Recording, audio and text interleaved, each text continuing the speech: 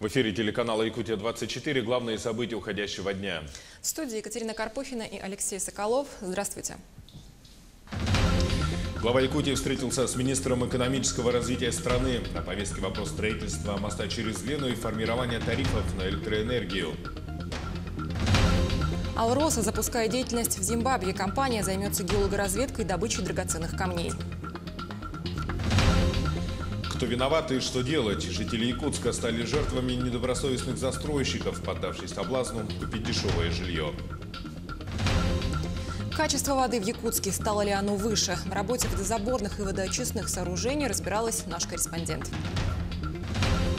Жители Ленска недоумевают после вступления в силу новой реформы по обращению с твердыми коммунальными отходами. Со дворов многоквартирных домов исчезли мусорные баки.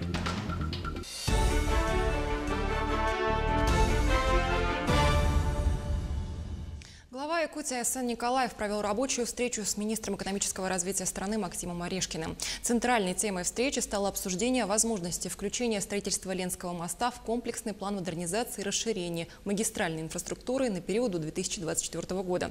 В план уже включены объекты воздушного транспорта и электроэнергетики Якутии, однако, по мнению Айсана Николаева, его необходимо дополнить проектами, позволяющими обеспечить повышение конкурентоспособности экономики и качества жизни населения. Таким объектом является мостовой переход через реку Лена в районе города Якутска. По итогам встречи Максим Орешкин дал профильным заместителям министра поручение доработать с правительством Якутии окончательные расчеты ожидаемой экономической эффективности от строительства Ленского моста. Кроме того, стороны обсудили формирование тарифов на электроэнергию. Напомним, что с 1 января текущего года произошло присоединение центрального и западного энергорайонов Якутии к неценовой зоне Дальнего Востока, что может привести к росту тарифов для потребителей в северной зоне республики. В этой связи Айсан Николаев предложил Максиму Орешкину поддержать сохранение механизма выравнивания тарифов для всех потребителей в зоне действия локальной генерации. В Якутии с рабочим визитом находится заместитель секретаря Общественной палаты России Александр Тачонов. Цель его визита – ознакомление с предложениями якутян для национальной программы по развитию Дальнего Востока до 2025 года. По этому поводу он провел встречу с членами Общественной палаты Якутии. Она организовала проект по сбору предложений «Мои идеи Дальнему Востоку». Неравнодушные якутяне направили более 100 предложений по 8 направлениям. Это развитие туризма в регионе, строительство дороги Амга с выходом на Охотское море, развитие телемедицины и малой авиации в республике и многое другое. Тачонов похвалил работу региональной общественной палаты за активное участие в сборе предложений. Также он напомнил, что помимо сбора должна вестись активная работа по их обработке. Члены общественной палаты Якутии отметили, что население региона в целом заинтересовано проектом. Работа по сбору предложений идет во всех районах Якутии и продлится до 15 февраля. Свои интересные идеи и предложения может подать любой неравнодушный гражданин. Много вопросов общего, которые для всей страны, не только для Дальнего Востока или Якутии даже в частности, да, для всей страны. Газификация, дороги и так далее, и так далее. Две проблемы, которые я озвучил. Это мост. Для меня это очень важно. Да, дорого, вопросов нету. Но Якутск – это треть населения, а вот эта вся часть левобережная, которая получает, да, это 84% населения. Это совершенно другой уровень снабжения. Вы понимаете, да, это не годовой завоз, это другие цены будут и так далее, и так далее. И фарватер Лены, он с мостом связан. Землеснаряды чистить, поддерживать, не будет подтоплений и так далее, и так далее. Вот эти две вещи, которые я понимаю, что они важны, они системные. Также Александр Тачонов встретился с общественниками Хангаласского района. Встреча прошла на базе библиотеки архива первого президента республики Михаила Николаева. После непродолжительной экскурсии по зданию Александр Тачонов выслушал предложения хангаласцев. Они касались использования земснарядов для очистки русла реки Лена, снижения цен на энергоносители на территории Дальнего Востока, строительства крытого стадиона в городе Покровске и других тем. Компания «Алроса» запускает деятельность в Зимбабве. Промышленный гигант займется в африканской стране геологоразведкой и добычей драгоценных камней. С подробностями Роман Чуриков. Лучшие друзья Зимбабве – бриллианты. Это понимал еще прежний президент страны Роберт Мугабе и держал алмазную индустрию богатого драгоценными камнями государства в своих руках. Но политика изменилась при его преемнике Эмерсоне Мнангагве. Новый глава государства решил пустить на свой рынок больше иностранцев. В понедельник в Москве объявили, что работать в Зимбабве будет российская компания «Алроса». Я хочу еще раз выразить благодарность президенту Зимбабве, потому что мы встречались в апреле 2018 года, и спустя всего полгода уже Алроса открыла офис 6 декабря. Мы открыли офис Алроса Зимбабве, зарегистрировали. Сейчас пойдет кадровое наполнение, скоро туда поедут соответствующие специалисты для изучения геологических данных. Чуть раньше в Зимбабве объявили о скором начале работы в стране китайских алмазных компаний. Таким образом, Россия пришла в индустрию драгоценностей этого африканского государства второй. Сейчас Хараре проводит презентации для потенциальных инвесторов и в Лондоне. We believe we can make a significant contribution. Мы считаем, что способны внести значительный вклад в мировую индустрию бриллиантов. Мы с коллегами очень рады, что получили приглашение в Москву. Нам продемонстрировали самые современные технологии в добыче драгоценных камней. И мы, разумеется, очень заинтересованы в их опыте. В Зимбабве не скрывают, что от иностранцев им нужны прежде всего деньги и знания. Страна не в состоянии добывать свои же полезные ископаемые. А для Алросы, крупнейшей в мире алмазодобывающей компании, это возможность закрепиться на рынке Африки, где находится половина залежей драгоценных камней на планете. Российское присутствие в последнее время становится все заметнее в Африке. Это касается как расширения военного сотрудничества, например, с Центральноафриканской республикой, так и торговли. Жители Якутска стали жертвами недобросовестных застройщиков, поддавшись соблазну купить дешевое жилье. Теперь им приходится платить не только за приобретенные квартиры. Люди буквально остались выброшенными на улицу. Подробнее в ситуации разбиралась наш корреспондент Сусанна Рожина. Жильцы этого дома остались один на один со своей проблемой. Жить в таких условиях невозможно. Канализация протекает, отопления нет, воды нет. Многие жильцы уже давным-давно съехали и снимают квартиры. Последние собственники буквально на днях съехали с этого дома и уже не знают, куда идти с маленькими детьми. Сейчас они будут искать защиты в прокуратуре. Снимают квартиру. Маша, вот 8-я квартира, буквально позавчера переехали, потому что батареи ледяные, вода появилась вот вчера. Не было, вообще воды не было. Септик качаем 2 раза в неделю. Стоит, оказывается, он нас обманул. Он сказал, что 10-кубовый стоит. Стоит 5-кубовый септик на 8 квартир. То есть здесь полный обман идет людей. Застройщик этих многоквартирок по Билибино мог использовать мошеннические схемы для реализации квартир по договорам долевой собственности. Как оказалось, здание возведено на дачном участке. Теперь жильцы вынуждены защищать свои права через суд. Мы покупали, первые собственники покупали очень дешево. Они поняли, что дом аварийный такой, и все быстро распродали дешево, поэтому все кинулись на дешевые цены, за 1,5 миллиона купили. Вот мы и соседи. Нам нужно было срочно жилье, и вот так попали в такую ситуацию. Теперь не знаем, как выпутаться. Снимаем квартиру, маленькие дети, жить здесь невозможно. А эти дома по Красильниково и вовсе возведены самовольно, без документов. Судьба этих зданий очевидна. Они подлежат сносу. А вот где будут жить собственники, неизвестно. И таких зданий в Якутске, увы, немало. Из 6 домов, которые построены на улице Красильникова, только один дом, Красильникова 4/1, построен на законных основаниях. Имеет разрешение на строительство и разрешение на ввоз. Все остальные объекты построены на самовольно занятых земельных участках и, соответственно, не имеют разрешительных документов. На 2 из них уже городом получены по решению суда удовлетворены иски о сносе. Теперь жильцы домов и по Билибино, и по Красильниково действительно платят дважды, и даже больше, за аренду другого пригодного жилья, при этом оплачивают ипотечные кредиты за свою незаконную недвижимость, а еще впереди у них судебные издержки. По-другому они свои права защитить не смогут. Сусанна Рожина, Семен Семенов, Якутск. Так называемая мусорная реформа, вступившая в силу с 1 января 2019 года, вызвала массу вопросов у многих россиян.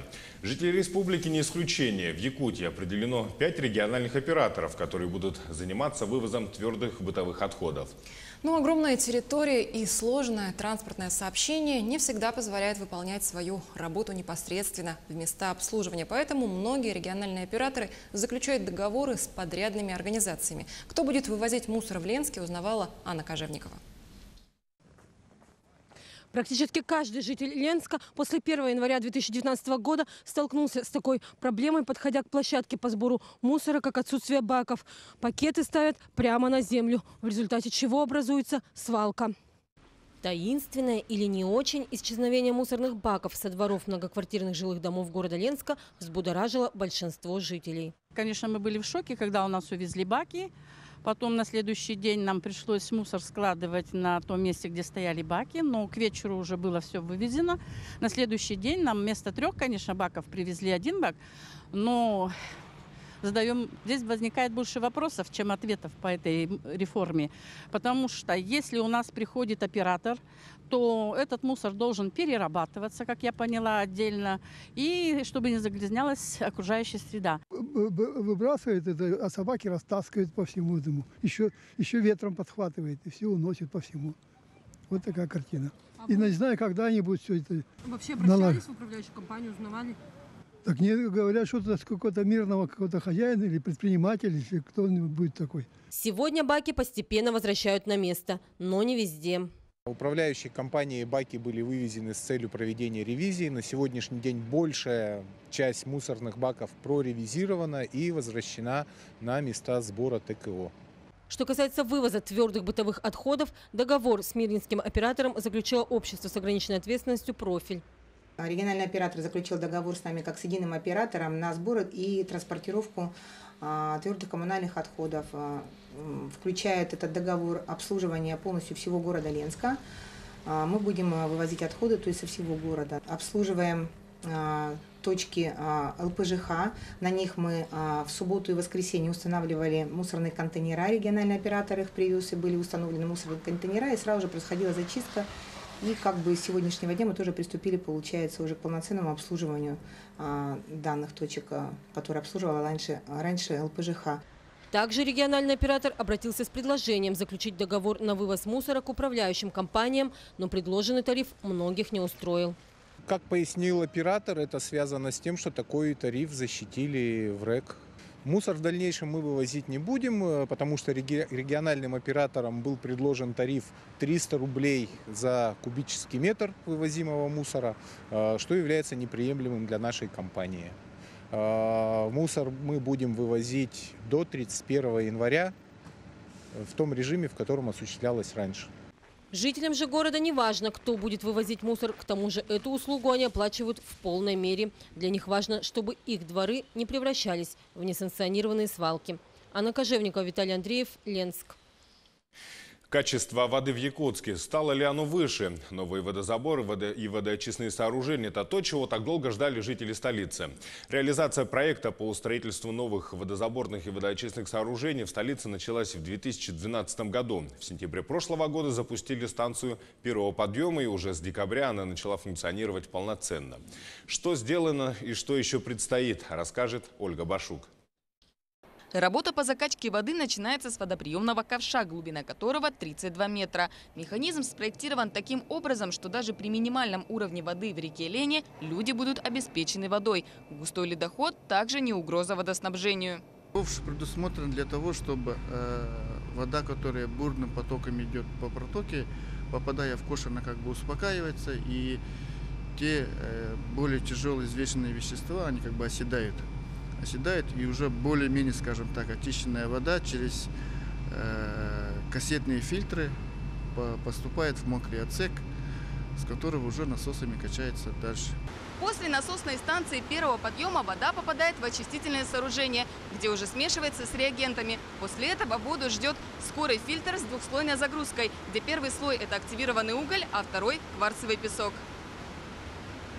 Сейчас вода проходит несколько этапов очистки. Обеззараживание осуществляется более безопасным способом. Хлор заменили гипохлоритом натрия. Ежедневно здесь проводится мониторинг воды на различные показатели – цветность, мутность, запах и привкус. Для проб отбираются исходная вода, то есть речная, и вода на выходе к потребителю. Сейчас мы отобрали пробу воды на выходе в город, и она соответствует всем санитарным нормам и правилам. Цветность в пределах 8-9 градусов, а мутность 0,1 мг в десибетр кубический. На выходе из водозабора вода уже питьевая, но далее ей предстоит долгий путь по водопроводным сетям. И тут уже качество воды будет зависеть от квартальных и внутридомовых водопроводов. Мы должны планово менять сети.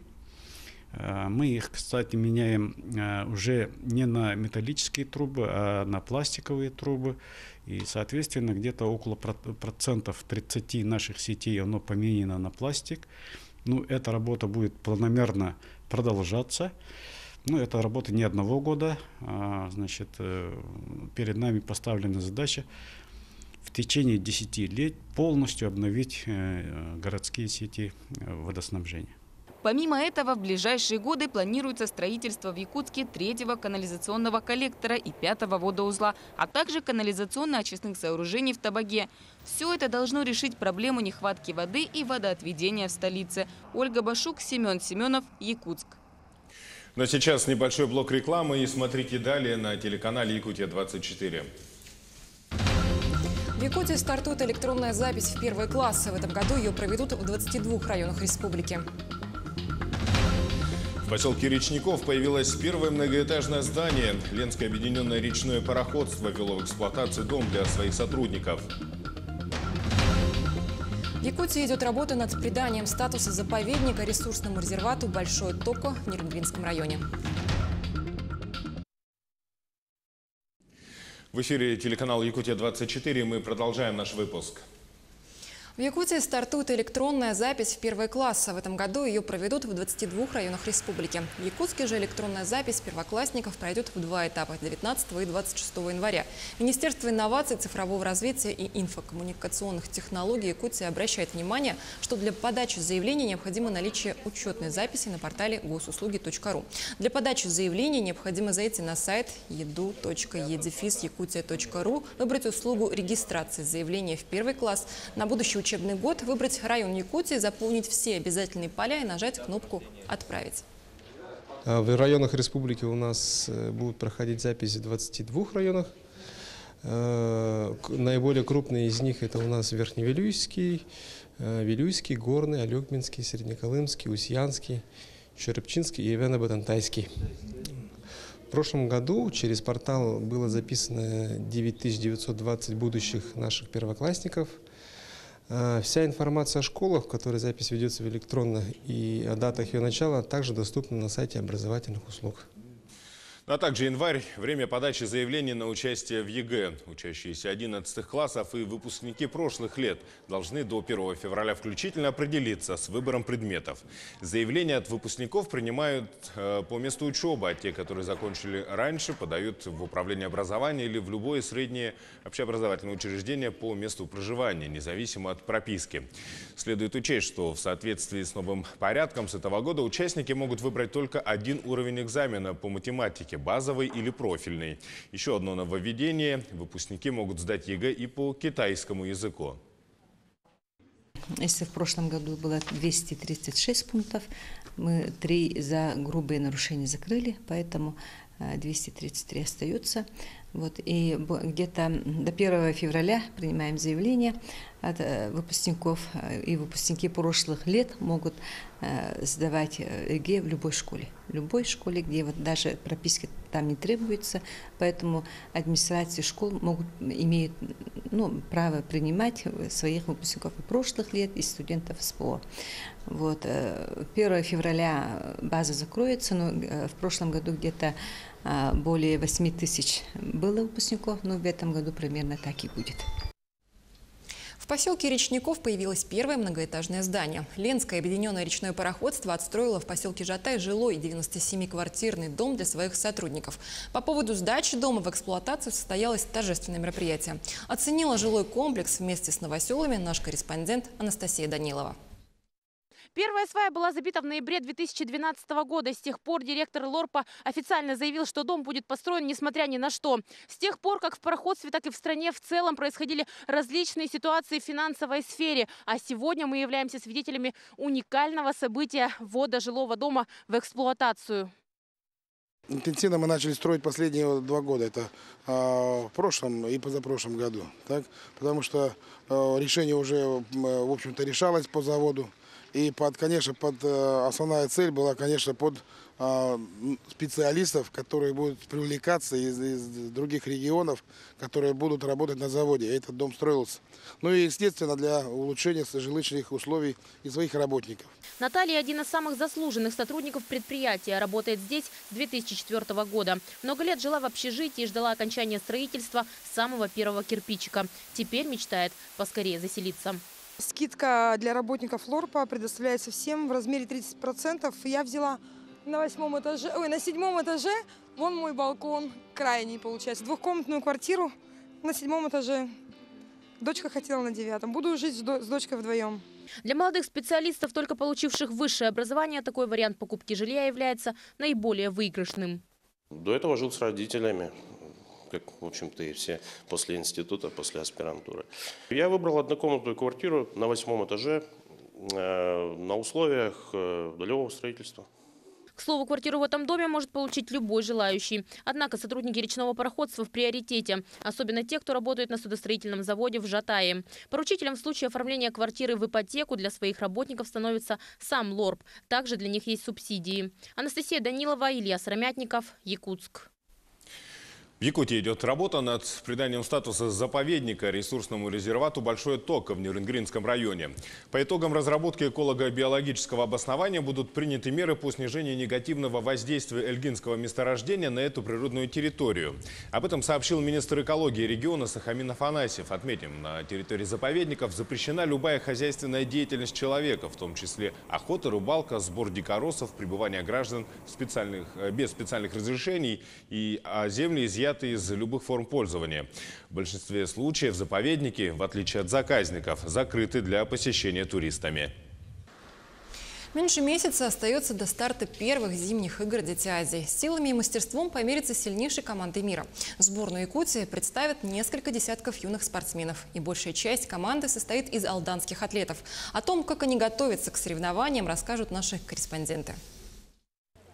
Совсем скоро состоится главное спортивное событие лыжного сезона. 8 февраля в Южно-Сахалинске стартуют первые международные зимние спортивные игры «Дети Азии». Силами в различных видах спорта поборются сильнейшие команды мира.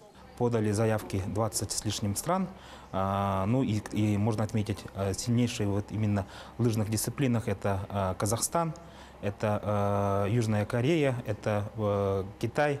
Это Япония. Сборную Якутии представят несколько десятков человек. Большинство – алданские спортсмены. Это воспитанники Республиканской школы Олимпийского резерва и жители города. В сборную вошли подростки 2002-2003 годов рождения. Юноши и девушек в команде поровну. Якутию представят по лыжным видам спорта 40 спортсменов. Это 16 спортсменов сноубордистов, 8 горнолыжников и биатлонистов и 12 лыжников. Честь республики в Южно-Сахалинске алданцы будут защищать в 4 видах спорта. Сборная прибыла в Южно-Сахалинск почти в полном составе. Так, у лыжных гонщиков учебные тренировки начались с 5 января. 15-го к месту проведения игр прибыли биатлонисты, а 22 января Сахалин примет горнолыжников и сноубордистов. Больше опасения вызывают все виды спорта, потому что нашему региону придется соревноваться не просто со сборными городов, края или еще, а со сборными федеральных округов. Это довольно-таки серьезная конкуренция. Подготовка к главному событию зимнего сезона началась за 2 года до игр. Всякий раз, выходя на старт на очередных соревнованиях, ребята понимали, что победа – это не только медаль, это вклад в будущее завоевание. Подготовке спортсмены посвящали все свободное время. В 2018-м тренировки на трассах начались позже, чем обычно. Зима выдалась малоснежной. Для проведения полноценных учебных тренировок спортсменам пришлось выехать на сборы в местности, где устойчивый снежный покров образовался. Наши лыжники в основном до Нового года тренировались и принимали участие в соревнованиях в городе Сыктывкар, Республика Коми. Наши биатлонисты – это город Уфа, Башкортостан. По словам юных спортсменов, Южно-Сахалинск встретил их хорошо. К приему гостей все готово. И скоро режим свободных тренировок сменит горячая и напряженная пора. Татьяна Вахнина, Сергей Шипачев, Алдан. Телеканал «Якутия-24» продолжает следить за развитием событий. Не переключайтесь, оставайтесь с нами. Удачи вам!